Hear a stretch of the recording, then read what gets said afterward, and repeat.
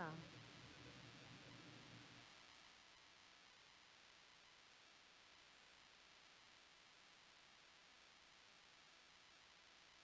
Graça e paz, irmãos e irmãs.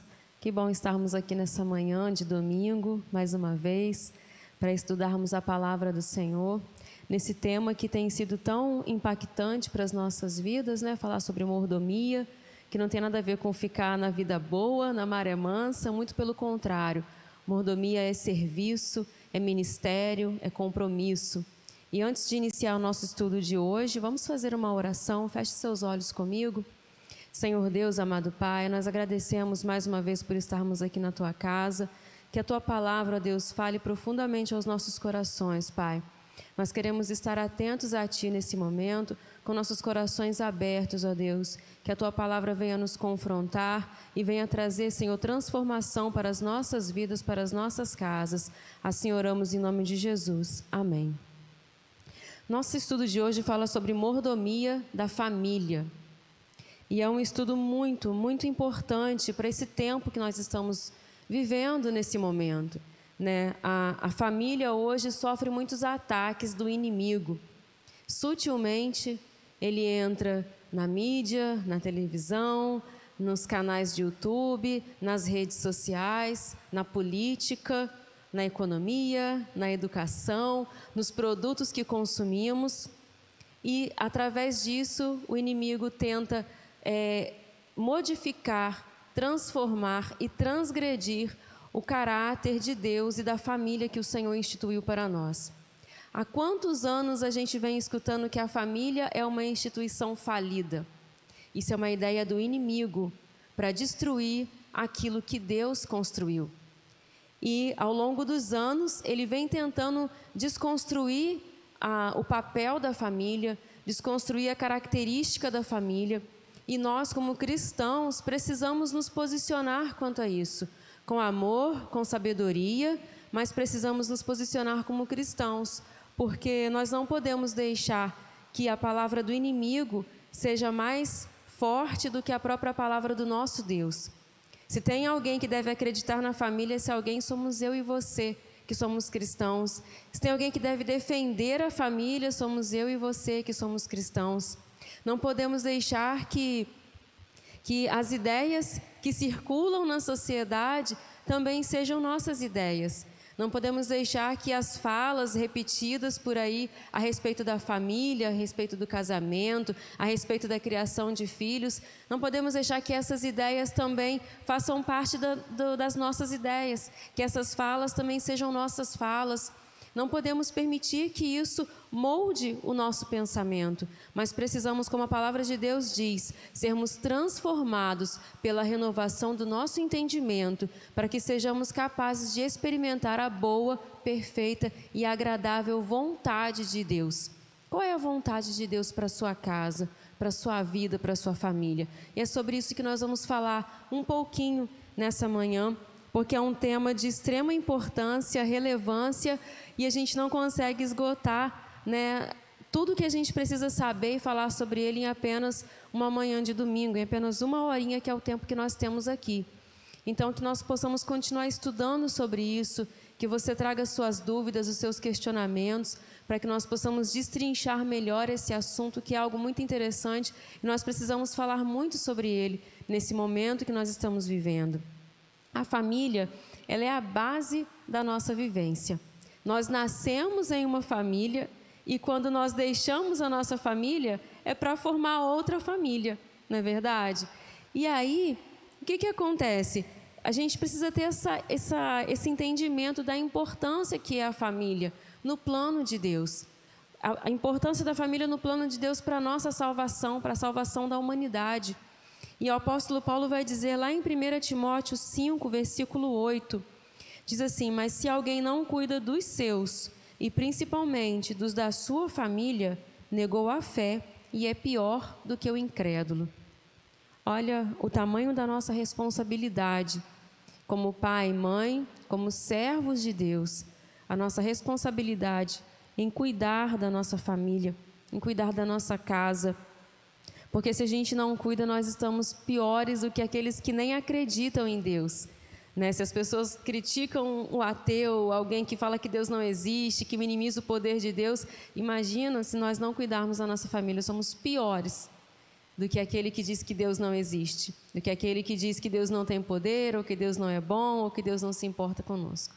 Nós somos piores do que eles, então precisamos sim cuidar da nossa família, cuidar do nosso casamento, cuidar dos nossos filhos, educá-los na disciplina do Senhor.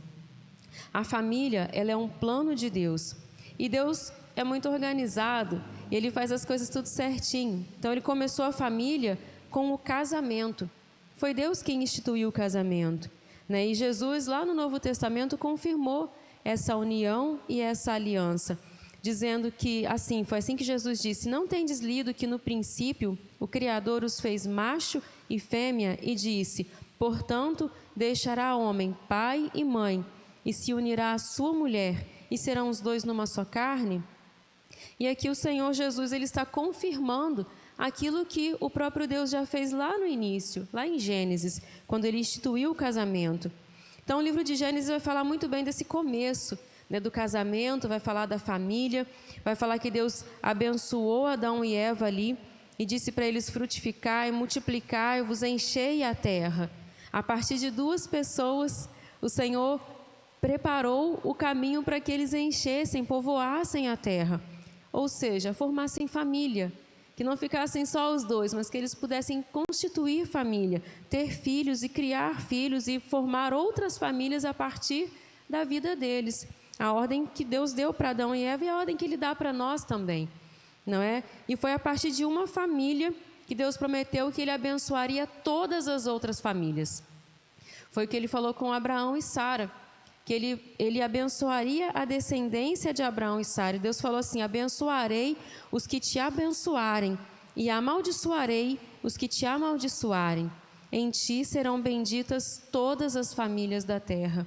Está em Gênesis 12, versículo 3.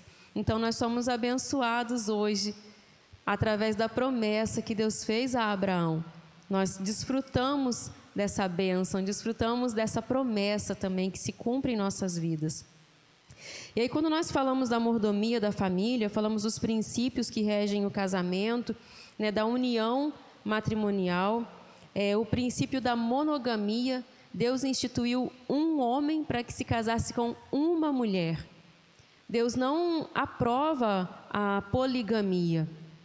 Deus aprova a monogamia, que você tenha apenas um cônjuge. Não várias mulheres ou uma mulher ter vários maridos. Isso não é permitido, nem aprovado e nem abençoado por Deus. Não tem como o Senhor abençoar algo que já começa de uma forma errada, né? De uma forma que denigre a imagem do Senhor de casamento e família. É impossível o Senhor abençoar. Quando Ele fala que o homem tem que deixar o seu pai e a sua mãe, ele precisa se unir à sua mulher, que é uma. Não são várias, mas uma. Tanto que Deus não tirou todas as costelas de Adão e fez várias mulheres para ele, né? Não, no relato da Bíblia, foi através de uma costela que Deus fez uma mulher para aquele homem. E aí, infelizmente, quando o pecado entra no mundo, esse padrão que Deus estabeleceu é deturpado. E aí o próprio homem começa a criar as suas próprias leis que satisfaçam os seus desejos carnais e que são contrariam a vontade do Senhor. E a gente vê Lameque como o primeiro polígamo, ele tinha mais de uma mulher, o primeiro que é citado na Bíblia, né, que tinha mais de uma mulher, e depois tantos e tantos outros. E isso foi muito aceito pelo povo hebreu durante muitos e muitos tempos, né? E isso trazia sofrimento, trazia problemas para as famílias. Quando a gente vê algumas histórias, lê relatos do próprio Abraão e da Sara, que entra mais uma mulher na vida dele, a sugestão da sua própria esposa Sara, entra Agar na vida daquele homem e transtorna aquela família, trazem alguns problemas. Eucana e Ana, os pais de Samuel, enquanto Ana não podia engravidar, o que Eucana fez? Foi se casar novamente. Era permitido pela lei dos homens, mas não era aprovado por Deus, e aquilo trouxe também problemas para o seu relacionamento, né? Davi, o homem que era segundo o coração de Deus teve tantas mulheres, e olha quantos problemas ele também não teve na sua vida por conta dessa poligamia. Então a gente vê na própria palavra que isso era algo que trazia problemas. São problemas que o Senhor evitou quando ele instituiu o casamento de um homem com uma mulher. E aí o pecado entrando no mundo, a poligamia é uma das consequências e traz outros problemas com isso, né? O incesto, o homossexualismo, a pedofilia, a zoofilia, a necrofilia e tantas outras aberrações, né? Tantas coisas que a gente sente, né, uma aversão, um nojo só de falar dessas coisas, que é algo que fere o coração de Deus, fere os princípios que Deus estabeleceu para nos abençoar e traz consequências terríveis para aqueles que realmente não têm nem culpa na história, como é o caso da pedofilia, né? Ou da zoofilia. O que um bicho, o que um animal tem a ver com o pecado do homem e acaba sofrendo consequências, coisas tenebrosas que acontecem por conta do pecado que entrou no mundo. Então nós precisamos pregar a salvação, pregar a transformação do ser humano a partir dessa mudança de pensamento, a partir dessa conversão do nosso coração à inteira vontade do Senhor para nós. Então, o homossexualismo, as pessoas, hoje se prega que nasceu assim. Não nasceu assim. Isso é consequência do pecado que as pessoas vêm sofrendo por conta disso. Não existe cura gay, existe sim, porque o homem nasceu para ser homem, a mulher nasceu para ser mulher, nasceram para cumprir o plano e o propósito perfeito de um Deus que não comete erros. Então nós precisamos nos voltar para o Senhor, para que a gente possa combater essas questões, né? É só através da palavra, através de sabedoria, de entendimento, de conhecimento, de conversão e transformação dos nossos corações, que é possível mudar essa realidade que nos encontramos hoje. Então a palavra do Senhor impõe esse padrão: monogamia, heterossexualidade e indissolução. O casamento, ele foi feito para ser indissolúvel, até que a morte separe, assim que Deus instituiu. Não foi Deus que criou o divórcio, isso é uma invenção humana. Deus criou o casamento para ir até o fim. O casamento de um homem com uma mulher, heterossexualidade e monogamia. E o princípio da heterossexualidade vai nos dizer que Deus, quando Ele une um homem e uma mulher, é para viverem para sempre sob as bênçãos divinas, né? Para sempre no princípio instituído pelo Senhor. E aí Gênesis vai estabelecer esse princípio para nós, né? E ao lado da monogamia, da heterossexualidade, é um princípio inegociável em qualquer tempo e lugar. Ou seja, isso foi lá há 200 anos atrás, ou há 5.000 anos atrás. Hoje os tempos mudaram, hoje as coisas estão diferentes. É isso que a gente escuta, né, com tanta frequência. Os tempos mudaram. Os tempos podem ter mudado, mas a palavra do Senhor continua sendo a mesma. Ela não muda. Nosso Deus não muda. E nós, como filhos de Deus, não pregamos uma Bíblia relativa. Ela é o que ela é. Nós pregamos a palavra de Deus assim como o Senhor nos instituiu. E a gente não pode tentar colocar, acrescentar ou tirar coisas da Bíblia para satisfazer a nossa vontade, o nosso desejo pecaminoso, que é o que vemos acontecer muito hoje, né? Usar textos isolados, um pedacinho de um versículo misturado com um pedacinho do outro versículo, jogando fora e ignorando completamente o contexto que está sendo analisado ali, para satisfazer a vontade de uma ou de outra pessoa, de um ou de outro grupo, no que se refere a relacionamentos, no que se refere a casamentos, no que se refere à sexualidade, enfim. Nós pregamos a palavra de Deus que não muda, independente dos tempos, independente dos lugares, independente de qualquer coisa, o nosso Deus permanece sendo o mesmo, ontem, hoje e para sempre. E aí vamos falar sobre a prioridade da família. A igreja precisa ser esse local que incentiva a mordomia da família, o cuidado da família, o serviço familiar, o ministério familiar, né? A sua família é o seu ministério mais importante. E muitas vezes vemos líderes, até mesmo dentro das igrejas, dizendo que primeiro Deus, depois a igreja, depois o trabalho, depois a família. Então coloca a família lá no final, né? Põe a família por último. Ou seja, a igreja não tem que ser prioridade na sua vida. A prioridade é Deus, sim, nesse ponto está certo, mas nós devemos priorizar da seguinte forma: Deus, depois a sua própria vida, depois o seu cônjuge, depois os seus filhos e depois a igreja local.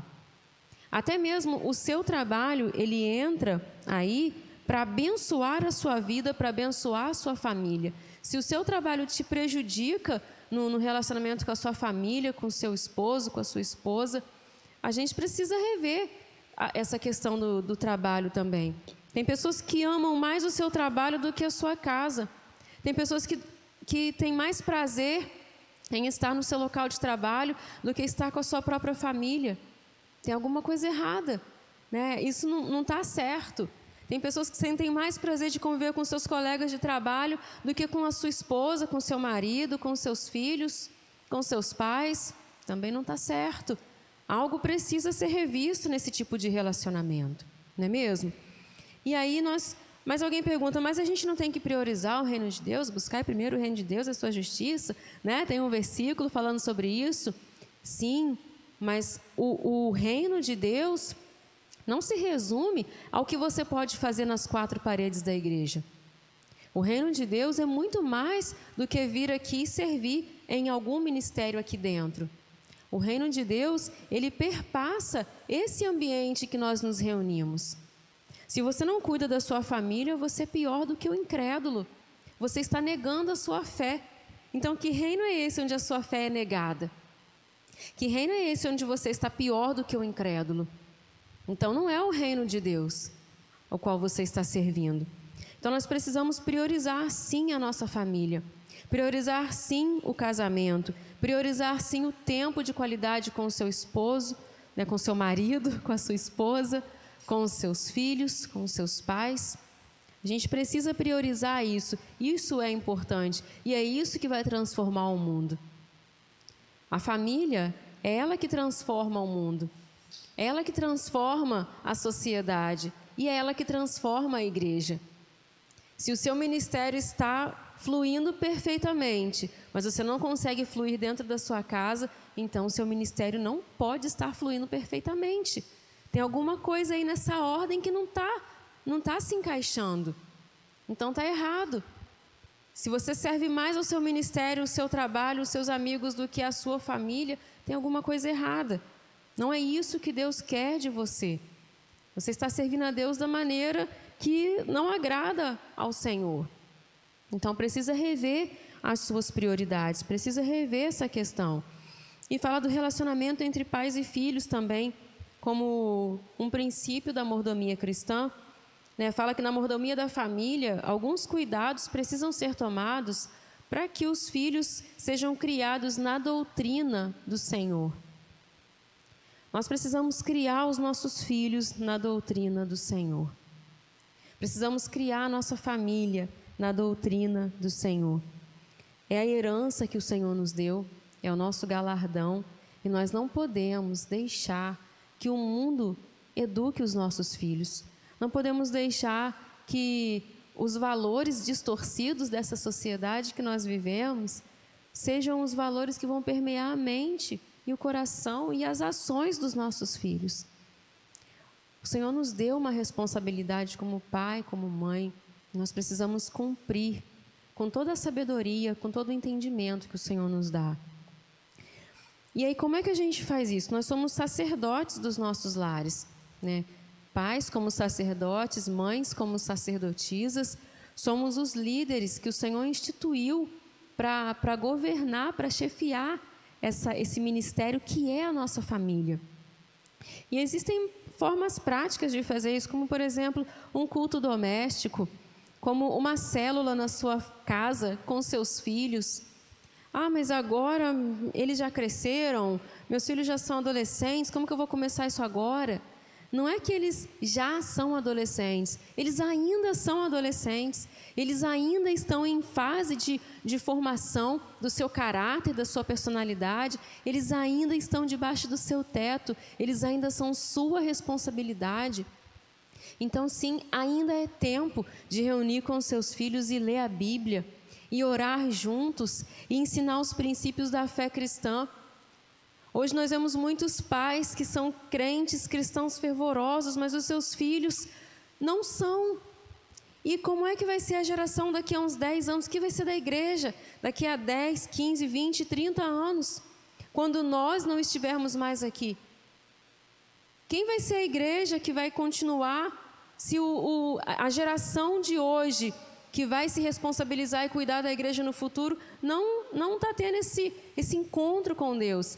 E isso não é promovido aqui nas 4 paredes da igreja. Esse encontro com Deus é promovido dentro da sua casa, na sala, no quarto, na cozinha. É ali que é promovido esse encontro. Quando você prepara um tempo, dedica um tempo para disciplinar e discipular os seus filhos. Mas ninguém fez isso por mim. Você não pode viver esperando ou se remoendo porque alguém não fez isso por você lá atrás. Hoje você tem uma família, hoje você é o chefe dessa família, você é o sacerdote, a sacerdotisa dessa casa. Então é sua responsabilidade fazer pela família que você formou. Mas os meus pais eram cristãos e nunca fizeram uma oração em casa. Eles não estavam certos, eles estavam errados. E você não deve cometer os mesmos erros dos seus pais. Você vai fazer de tudo para que uma família sadia, cristã, espiritual, seja a partir de agora, a partir de você. Mas eu vim de uma família que não acreditava em religião nenhuma, não acreditava em Deus, então a gente não fazia essas coisas, eu não sei como fazer. Então você vai procurar aprender. Todo ser humano é capaz de aprender, então você vai procurar aprender a sentar com seu filho e orar. Filho, toda quarta-feira, ou toda segunda-feira, ou toda sexta-feira, nós vamos nos reunir para estudar a palavra do Senhor. E aí depois você pode começar a distribuir tarefas na sua casa. Fulano vai fazer oração, fulano vai cantar, fulano vai trazer uma palavra da Bíblia. Se é criança, pode contar uma história da Bíblia, as histórias que as crianças gostam, né? Davi, Samuel, Moisés. Mas como que eles vão conhecer essas histórias se a gente não contar para eles? Como ouvirão se não há quem pregue? A própria palavra do Senhor nos diz isso. Como nós teremos filhos que conheçam a palavra se nós não ensinarmos a palavra? Como teremos filhos que amem orar se eles não veem dentro de casa ninguém que ama orar? Ninguém que ama ler a Bíblia? Ninguém que ama compartilhar a palavra do Senhor? O que nós estamos ensinando para os nossos filhos? Como nós estamos lidando com a questão da mordomia da nossa família, do cuidado da nossa família, de ter a nossa família como nosso primeiro ministério, nosso principal ministério? Nós precisamos nos atentar para isso. E o relacionamento entre pais e filhos, ele vai sendo construído, o relacionamento afetivo, né?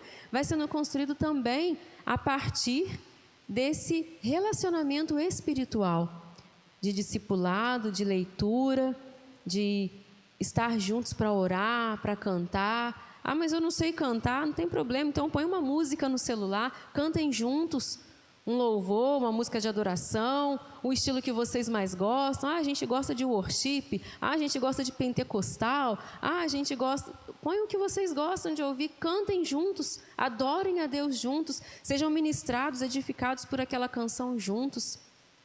Leiam a palavra juntos, estudem a Bíblia juntos, exponham as suas dúvidas juntos. Se os pais não conseguirem responder as perguntas dos filhos, anotem, leva para o pastor. Pastor, fizemos um culto doméstico lá em casa, lemos o texto tal, não entendemos direito, ficou todo mundo na dúvida, a gente ficou com medo de falar e explicar errado.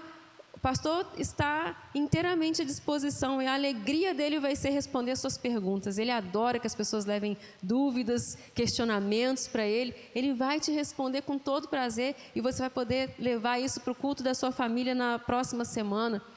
Então, criem esse momento juntos. Criem isso. Mas eu não sei se meu filho vai querer. Ele não tem que querer. Tem coisas que a gente não pode deixar as crianças, os adolescentes escolherem.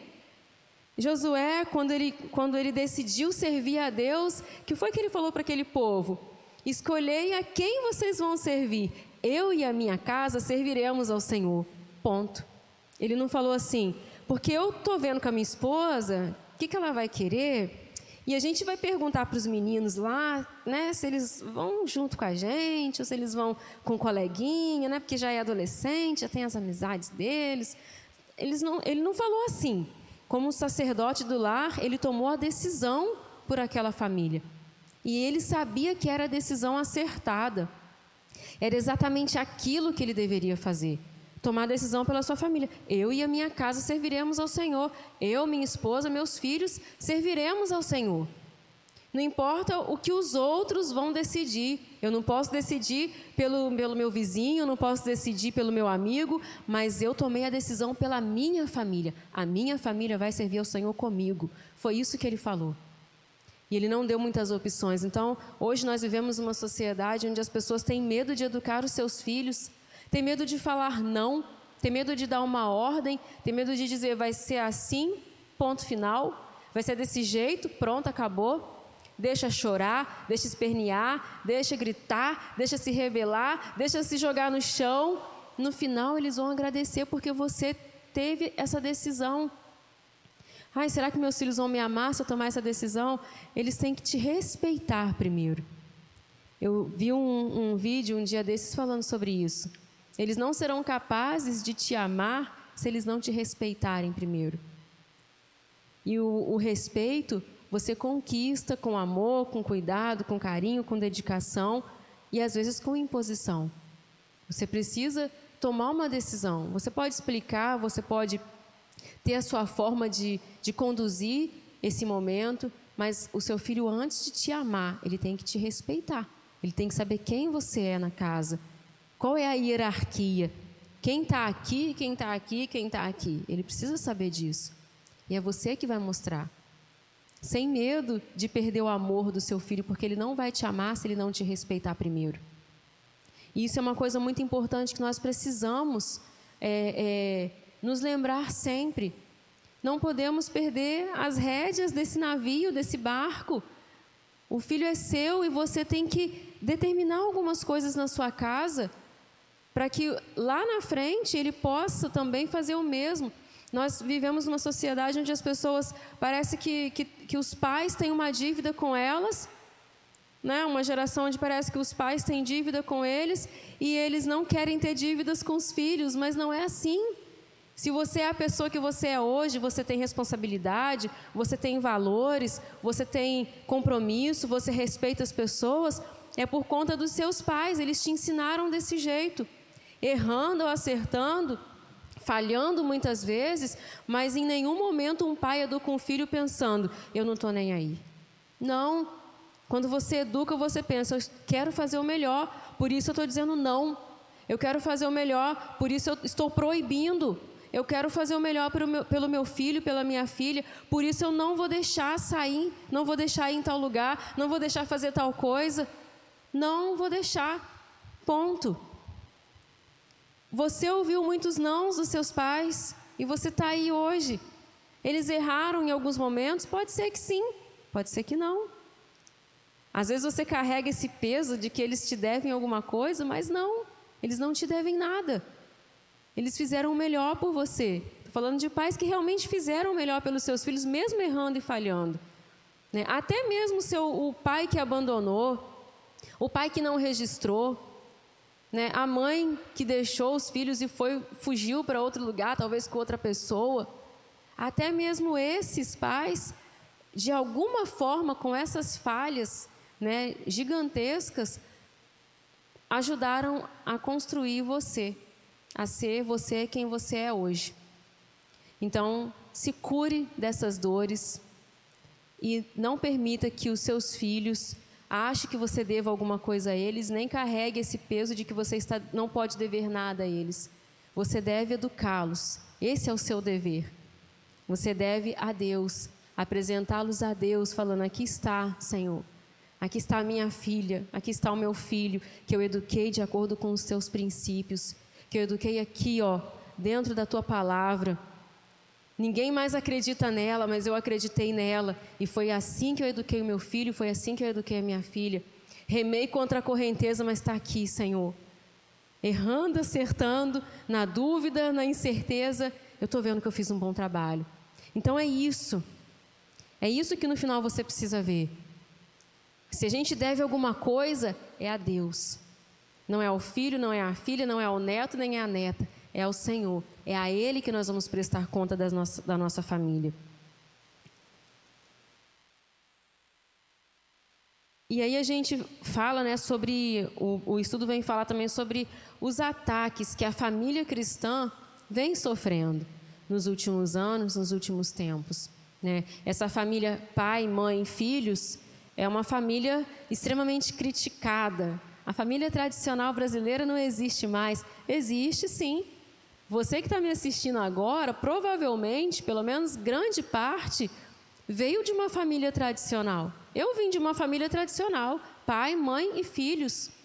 Muitos de nós viemos de uma família tradicional, pai, mãe e filhos. E saímos dessa família para formar outra família tradicional, pai, mãe e filhos.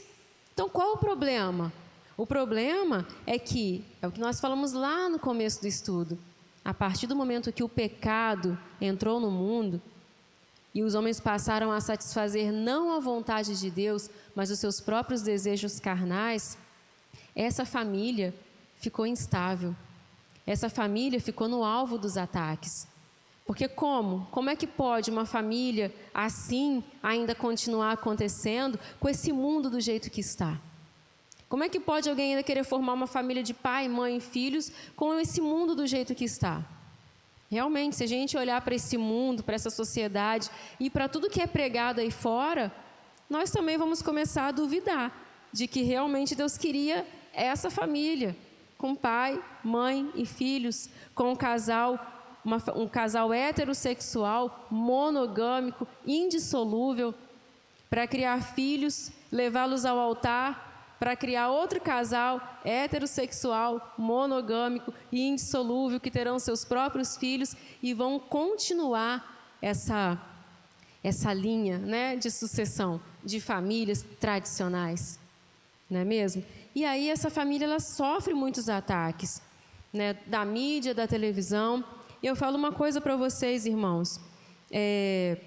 As pessoas ficam muito preocupadas que a escola, mas a escola vai pregar ideologia de gênero para o meu filho, a escola isso, a escola aquilo. Deixa eu te falar uma coisa, antes do seu filho ouvir qualquer coisa sobre ideologia de gênero dos seus professores, ele já está ouvindo isso na televisão, nos desenhos, nos filmes, nos produtos que são anunciados na televisão, nos produtos que a gente compra e coloca dentro da nossa casa.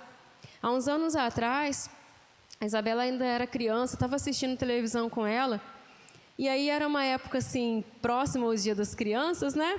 E aí tá aquele monte de comercial de brinquedo, um atrás do outro. E aí eu passei a olhar aquilo e olhar, sabe quando você é tocado a olhar com outros olhos? E um dos brinquedos tinha uma frase que era assim: seja o que você quiser. Tinha até uma música acompanhando, né? Aquela melodia, aquela coisa. Seja o que você quiser. E mostrava lá aquela boneca linda, maravilhosa, que eu não vou fazer o comercial dela aqui, né? Mas se vocês pesquisarem no Google, vocês vão saber quem é essa boneca. Seja o que você quiser. Olha só que frase boba, né? Seja o que você quiser. Será que está falando de profissão? Será que está falando... Está falando, é uma ideologia. Né? Aquilo que a gente ouve falar que a menina não precisa ser menina, o menino não precisa ser menino. Seja o que você quiser. Olha só. E era um comercial que, quando você vê esses canais de criança, né, canais de desenhos infantis, esses comerciais de brinquedos, eles ficam repetindo o tempo todo. Então, se essa criança fica 1 hora na frente da televisão, esse mesmo comercial vai passar pelo menos umas 4 vezes. Mas qual criança que fica 1 hora só vendo um desenho? Não é? Ficam muito mais do que isso. Embora a gente saiba na teoria, né, que de acordo com a idade tem que ser 1 hora, de acordo com a idade 1 hora e meia, se é um pouquinho mais velho, até no máximo 2 horas por dia de televisão, celular, internet, essas coisas. Mas a gente sabe que eles ficam muito mais do que isso. E a criança fica muito mais do que isso ouvindo: seja o que você quiser, seja o que você quiser, seja o que você quiser. Entre outras frases de efeito que elas escutam quando estão assistindo os desenhos. Os próprios personagens dos desenhos e dos filmes que as crianças gostam de assistir, eles trazem uma mensagem também. Uma vez, há muitos anos atrás, eu preguei sobre isso numa igreja falando exatamente sobre isso, que os desenhos eles estavam trazendo um perfil de homem e um perfil de mulher totalmente distorcido. Né? Aquela mulher poderosa, forte, decidida, que faz tudo, resolve tudo, não precisa de ninguém. Esse é o perfil de mulher que vem sendo construído não nos últimos 3, 4 anos. Isso vem sendo construído há muito tempo. Não que seja errado você ser forte, decidida e resolver a sua vida toda. Não é errado, mas a partir do momento em que isso fere o princípio do casamento, o princípio do matrimônio, o princípio da maternidade, está errado. Muitos desenhos trazem o personagem do rapaz como um cara fraco, indeciso, inseguro e totalmente desnecessário, que quem resolve tudo é a mulher. E aí, o que isso passa para a criança que está crescendo? Aí, tá vendo, menina? Você não precisa ter um casamento. Você resolve tudo sozinha. Aí, tá vendo, menino? Você não vai ser capaz de manter um casamento e uma família. As mulheres dão conta, você pode viver sua vida. É mais ou menos essa mensagem. Entre outras, que quando você pega para assistir os desenhos, com esse olhar mais crítico, mais analítico, você vai perceber essas coisas. Você vai perceber que, geralmente, a menina está mandando, está dominando. E isso muda muito a questão da identidade, o papel do pai e da mãe e como isso é construído na consciência de identidade de gênero do menino e da menina. Entendeu? Isso pode levar também a criar outros pensamentos, né, e outras concepções e outros padrões de funcionamento e de formação de caráter e de personalidade nessa criança. Não apenas esses 2 exemplos que eu falei, da menina se sentir forte, poderosa e que não precisa de um casamento, e do menino achar que ele é tão incapaz que a mulher dá conta sozinha, não precisa dele para nada. E às vezes eles se casam, né, um casal com esse perfil, e é um casamento que a gente vai ver que vai acabar ali na frente. Vai viver em crise, até que eles entendam que o papel que Deus instituiu para eles não foi esse. Mas como que eles vão saber se ninguém pregar isso para eles dentro de casa? Se não tiver esses exemplos, como que eles vão saber? Como que a menina vai saber que ela não precisa ser a fortuna e poderosa o tempo todo? Que ela pode ser frágil, sim, não há problema nenhum nisso. Como que o menino vai saber que ele pode ser forte, poderoso e assumir as rédeas da casa dele, fazer igual Josué fez? Eu já tomei a decisão pela minha família, vai ser do jeito que eu estou falando. Né? E não é questão de ser autoritário, mas é questão de saber o momento que ele tem que ser o líder e tem que puxar as rédeas daquele negócio e tem que fazer as coisas acontecerem porque depende dele.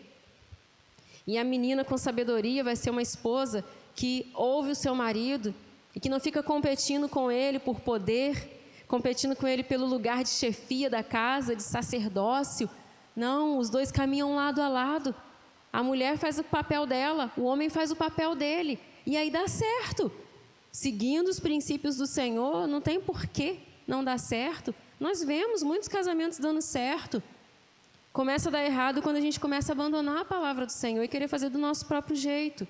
Ou do jeito que a gente vê a sociedade pregar, a mídia pregar. e acha que aquilo está certo. Não é mesmo? Então, nós precisamos combater esses ataques que vêm sido feitos à família. Né? A família cristã, a família tradicional, a família pai, mãe, filhos. É a família que nós queremos para os nossos filhos. É a família que nós formamos, de onde viemos. E nós não estamos aqui, nesse momento, para criticar ou desrespeitar ninguém, mas nós precisamos defender aquilo que nós acreditamos como certo. Mas a gente tem que respeitar o casal LGBTQIA+.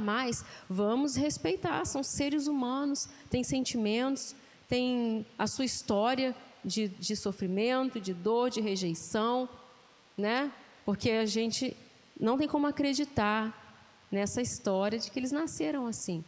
Isso é um golpe na ciência. Na própria ciência que eles pregam contra a palavra de Deus, é a hora em que a ciência confirma a palavra de Deus. Homem e mulher.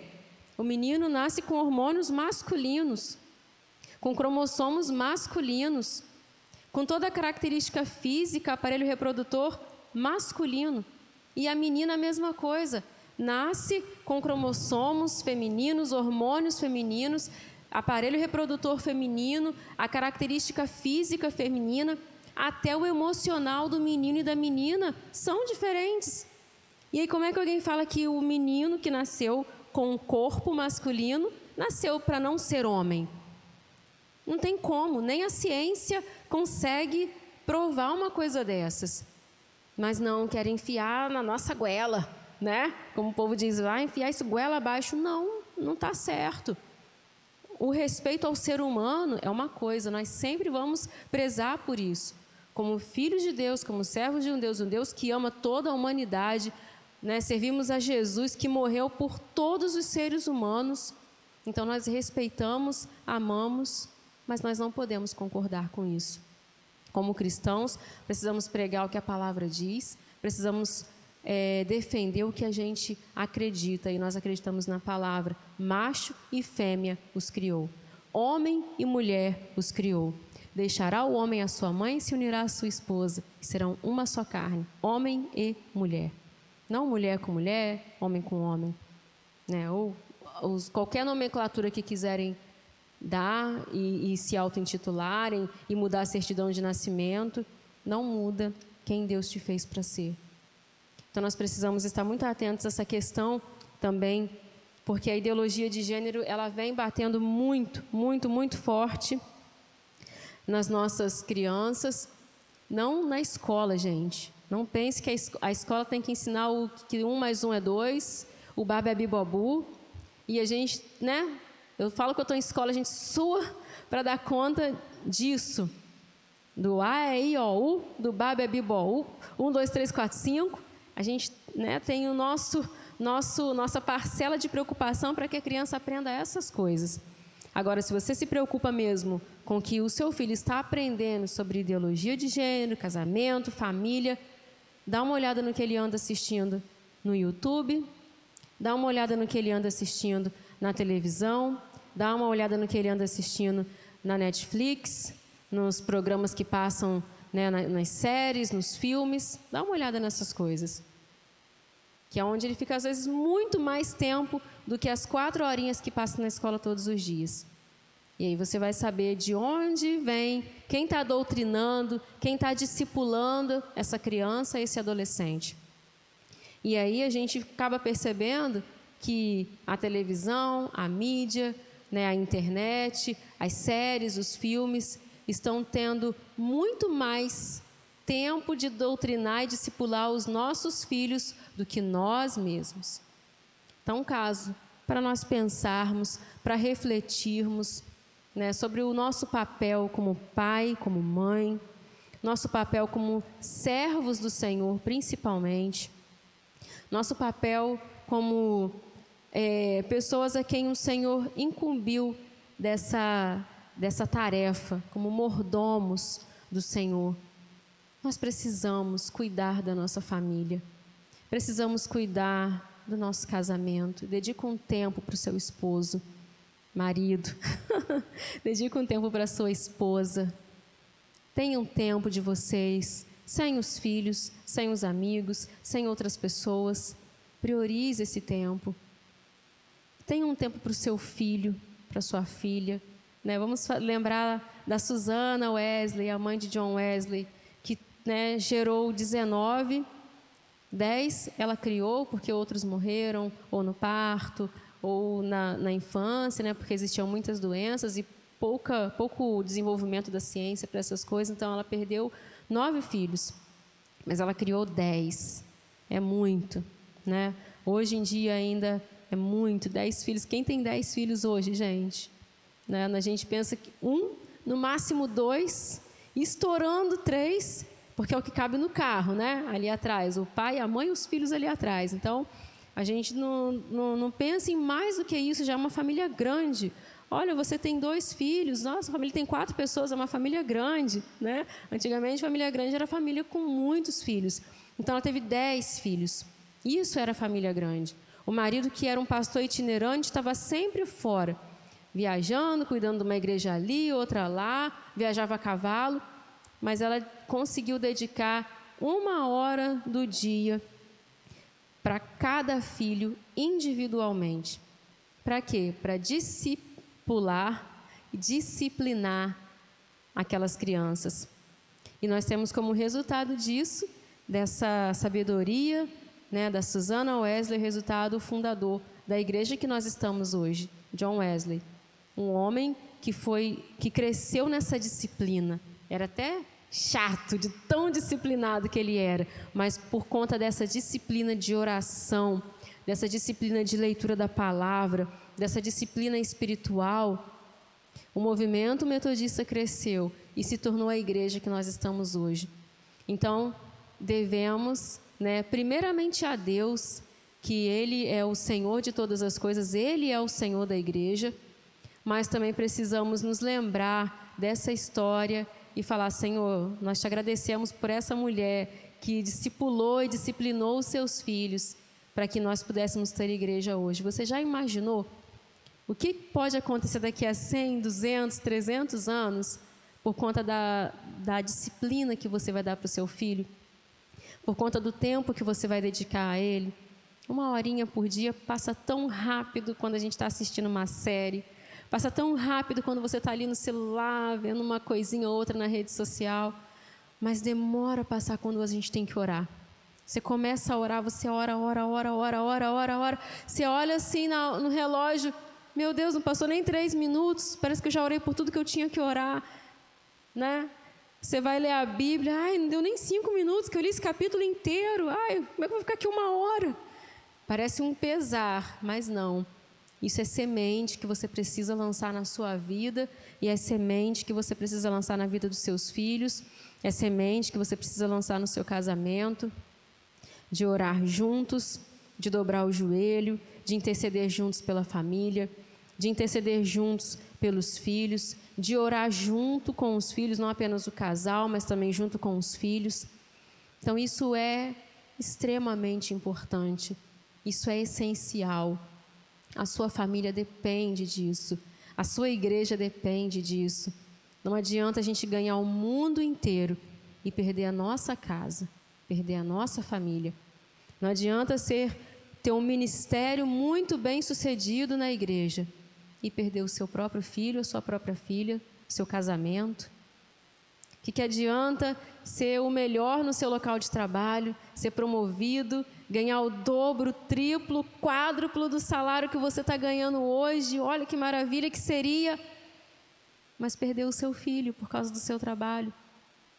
Perdeu esse tempo com ele de intimidade, de afetividade, de brincar, de estar junto. Perdeu. Não adiantou ganhar 4 vezes mais no seu emprego. Perdeu o seu filho, perdeu a sua esposa, perdeu o seu marido, perdeu o seu casamento por causa do trabalho. Não, o bem mais precioso que você tem é a sua família. Você trabalha para manter a sua família, não é o contrário. Você ministra na igreja apenas para mostrar o que você já é um ministro dentro da sua própria casa, dentro do seu próprio lar. A gente serve aqui porque a gente aprende a servir primeiro lá lá onde só tem aquelas pessoas vendo, naquelas paredes que são menores, as 4 paredes que são menores do que essas 4 aqui. Então, primeira coisa, nós precisamos ser mordomos dos nossos lares. Precisamos, a cada dia, crescer nesse entendimento, nesse conhecimento, que é servir a nossa família. Pai e mãe, não tenha medo de dizer não para os seus filhos. Não tenha medo de perder o amor dos seus filhos. Tenha medo de perdê-los por causa dos nãos que você não disse. Tenha medo de perdê-lo ou perdê-la por causa da disciplina que você não colocou. Por causa do ensinamento que você sabia que era certo, mas você não deu. Então, eu falo isso para vocês, falo isso para mim também, né? Porque eu não sou a mãe perfeita, eu não sou a esposa perfeita. Eu preciso melhorar, eu preciso mudar. Nós precisamos a cada dia sermos transformados, e a gente só consegue mudar quando a gente consegue reconhecer que a gente está errando em alguma situação. Se você parar e analisar aquela situação e ver, eu falhei ali, então você vai voltar lá e vai consertar. Não é assim que a gente faz? Com tudo na nossa vida? Se você começou a fazer um arroz e esqueceu de colocar o sal, você tem que dar um jeito de colocar o sal no arroz. Porque você não pode deixar as pessoas comerem um arroz sem sal. Então, por que quando é com relação à nossa família, a gente vai deixar o barco correr? Eu vi que eu errei, mas agora não posso lá voltar para consertar, porque já passou. Não passou. Volte lá e conserte. Lá na frente você vai se orgulhar de ter feito isso. Você vai se orgulhar de ter feito como Josué fez. Eu e minha casa serviremos ao Senhor. Eu tomei essa decisão. Vocês podem fazer o que vocês quiserem. Eu não posso controlar a casa de vocês, mas a minha eu posso. Então você tem que assumir essa palavra. Eu não posso controlar a casa do meu vizinho, eu não posso controlar a família do meu amigo, nem do meu parente, mas aqui, o meu marido, a minha esposa, os meus filhos, eu vou tomar essa decisão por eles. Essa é a nossa decisão. Vamos servir ao Senhor. Filho, essa é a decisão que eu tomei. Você não vai em tal lugar. Filha, essa é a decisão que eu tomei. Você não vai fazer tal coisa. Você não vai encontrar tal pessoa. Você não vai ter senha no seu celular mais. Porque não adianta a gente dar liberdade e você não saber usar. Você podia ter a senha, só você tinha acesso, agora não pode mais. Por quê? Porque você não soube usar a liberdade. Então, primeiro você vai aprender a ser livre, para depois você ser livre de fato. Então, às vezes a gente precisa tomar essas decisões que doem. Mãe, pai, dói muito mais em você falar não para o seu filho do que no seu filho. Mas no final, você vai se orgulhar da sua decisão e ele vai te agradecer eternamente. Então não tenha medo de dizer não, não tenha medo de corrigir, não tenha medo de proibir, não tenha medo de disciplinar. É isso que o Senhor espera de você. Se você tem medo de perder o amor dos seus filhos, tenha mais medo do julgamento do Deus Todo-Poderoso que te deu essa herança para você cuidar. Nós concluímos assim, né? Também falamos de Noé, que conseguiu salvar a sua família na arca. Ele fez a arca, ficou ali 100 anos construindo a arca, os filhos ajudaram, a família ajudou, ele pregou para todas aquelas pessoas. Ninguém quis entrar na arca, mas quem acreditou na pregação de Noé? A sua esposa, os seus filhos e as suas noras. Ele conseguiu levar a sua família, ele conseguiu salvar a sua família. Que adiantaria Noé colocar todos os animais, colocar todos os amigos, colocar todos os vizinhos, se a esposa dele falasse assim: eu não entro nesse lugar, eu não vou com você. E aí? Quem daria crédito a ele se a própria mulher não desse, né? Ainda que ninguém tenha dado crédito a Noé, mas a família dele ele conseguiu salvar. Então, meus irmãos, nós encerramos esse estudo, já estamos aqui rompendo com o nosso tempo também. É um estudo que a gente pode ainda abrir e falar muita coisa sobre ele, né? Detalhar ainda cada ponto que foi colocado aqui, que você possa pesquisar um pouco mais sobre isso, buscar sabedoria e entendimento do Senhor para ser o melhor mordomo na sua casa. Vamos orar então para encerrar esse momento. Senhor, nós queremos te agradecer, ó Pai, por esse momento aqui de estudo da Tua Palavra. Queremos te agradecer por cada família que nos assiste nessa manhã, por cada mãe, por cada pai, por cada filho, por cada filha, por cada irmão, por cada irmã. Agradecemos a Deus porque o Senhor é o Deus que fez a família, o Senhor fez o casamento e o Senhor não comete erros. O Senhor sabia muito bem o que estava fazendo quando instituiu isso na Sua palavra para nós. E, Pai, nós queremos nos submeter inteiramente, completamente à Tua palavra. Senhor, nós não queremos ser levados pelas ideologias desse mundo. Não queremos ser levados, ó Deus, pelos ensinamentos errados, deturpados desse mundo. Pelos ensinamentos que Satanás sutilmente coloca na mente de pessoas que não te servem, que não te amam, que não te conhecem. E sem querer, Deus, nós permitimos que isso também venha fazer parte dos nossos pensamentos, das nossas crenças, das nossas palavras, das nossas ações. Pai, nós nos arrependemos e te pedimos perdão, Senhor. Nos perdoa, Pai, nos ajuda a viver de acordo com a Tua vontade, que sejamos mordomos das nossas famílias, segundo os preceitos do Senhor para nós, Pai. Que haja transformação, que haja renovação no nosso entendimento, para que possamos viver a Tua vontade, pregar a Tua vontade e espalhar a Tua vontade nessa terra, Pai. Que possamos ter tempo para os nossos filhos, que possamos ter tempo em nossos casamentos, que possamos viver, Pai amado, Te agradando, Te honrando, ó Pai, em toda a nossa vida familiar. Queremos priorizá-la, Senhor, da maneira certa, do jeito que Te honra, do jeito que Te agrada, Pai, para que lá na frente possamos colher os frutos e ver os nossos filhos colhendo frutos da educação, do ensino, da disciplina, do discipulado que demos a eles, Pai. Eles ouvirão, Pai, se nós pregarmos, se nós ensinarmos com nossas palavras, com nossas ações, com nossas vidas, ó Pai. Queremos ser bons mordomos, bons discipuladores e os melhores discipuladores dos nossos filhos. Queremos, ó Deus, ter um casamento que reflita a Tua santa presença, Pai querido. Que nossos filhos possam olhar para nós, para os casais da família, como quem olha para o próprio Deus. Que possamos ser esse bom exemplo, Senhor amado, para as nossas famílias, ó Deus querido. E que nossa família seja um reflexo do céu. Que nossa família, ó Deus, seja aquela que vai também influenciar outras a desejar Te conhecer, para ser igual. Para ter uma família abençoada, Deus. Para ter uma família que Te ama, que Te honra e que Te adora, que transforma a igreja, que transforma a sociedade, que transforma o mundo. Queremos ouvir a Tua voz, ó Pai. E queremos ser discípulos Teus, sendo mordomos, cuidadores, ministros nas nossas casas. Assim oramos a Ti, no nome de Jesus. Amém.